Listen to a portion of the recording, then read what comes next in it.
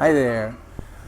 I wanted to share with you a project that I just completed, and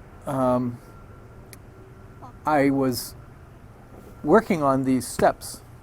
This is brick stairways that my wife wanted on this project. She had a picture that she had seen, and she wanted these to be brick. So anyway, as I'm doing the project, I'm thinking about the analogy of the bricks as individuals, the mortar as an individual, and even the thin set that's underneath all of this that brings it, makes it solid. They can grab onto it. And anyway, I'm thinking that the bricks are us. And you can see here that they're in different colors, different shapes, different textures, imperfections. You can say textures because some of them are very smooth, some of them are rough, but definitely different, much like us. Yet, if we come together and are united, if you will, in a goal, in this case, in creating steps, we become more powerful. We become more solid. So the thin set is the part that grabs the brick and sets it in place. You allow some time to harden and then put in the grout, right? Simple enough. But I was thinking about it in terms of us, the bricks are us, and the mortar and possibly even the thin set are the things that solidify us together.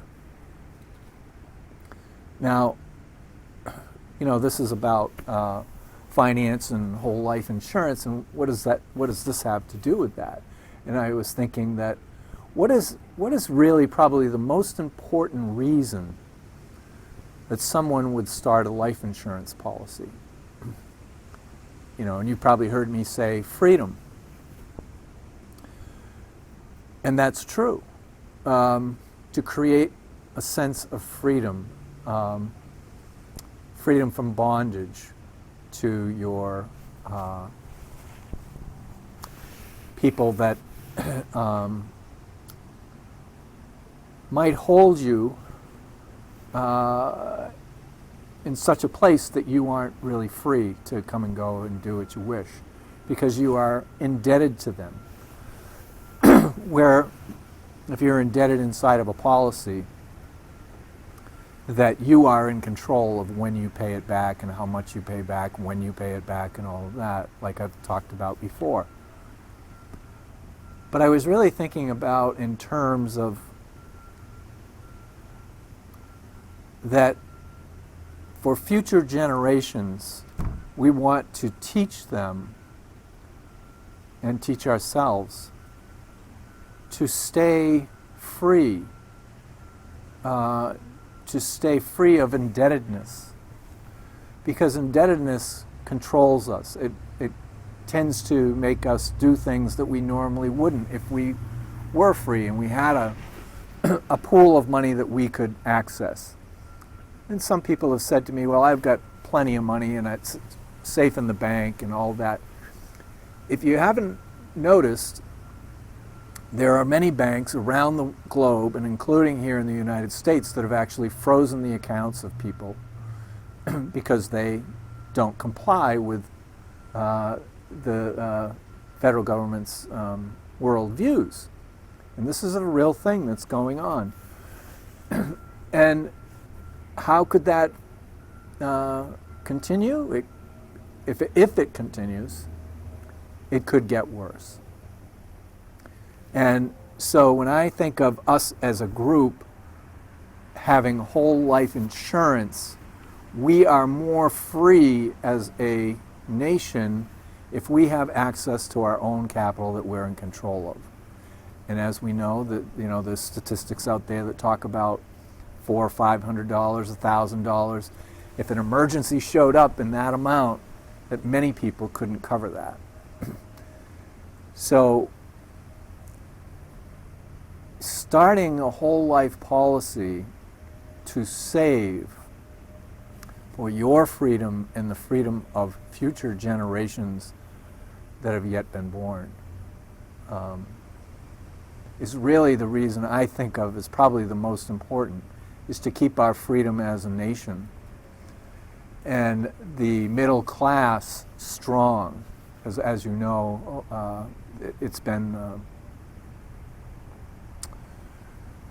said that the middle class is shrinking, and part of the reason that is shrinking is that there are more and more people moving into a lower status in terms of dollars and their quality of life and the way they live.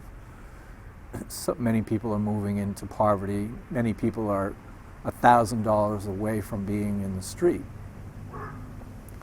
And so I want to say that as a group, if you had a half, if you had half, but maybe even as little as 25% of the population had their capital pool in whole life, we'd be a stronger country.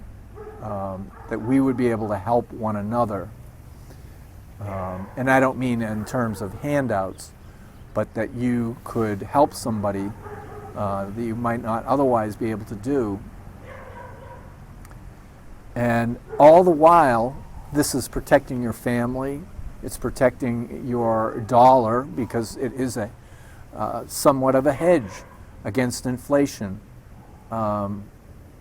Just as an example, in my policy, the way it illustrated the day I started, and again, that's a snapshot in time, things can change. But the day I set that in place, 20 years from now, I will have put in somewhere around, let's just say, I think it's 480,000. 30, 20, 600,000, that's what it was.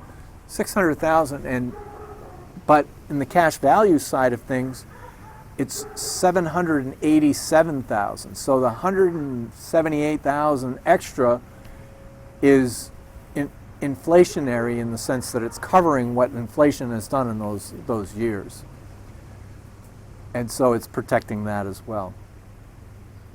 But I encourage you to start a policy, because as a country, as a citizen, body of citizens, we are more able to help each other and stronger because of it.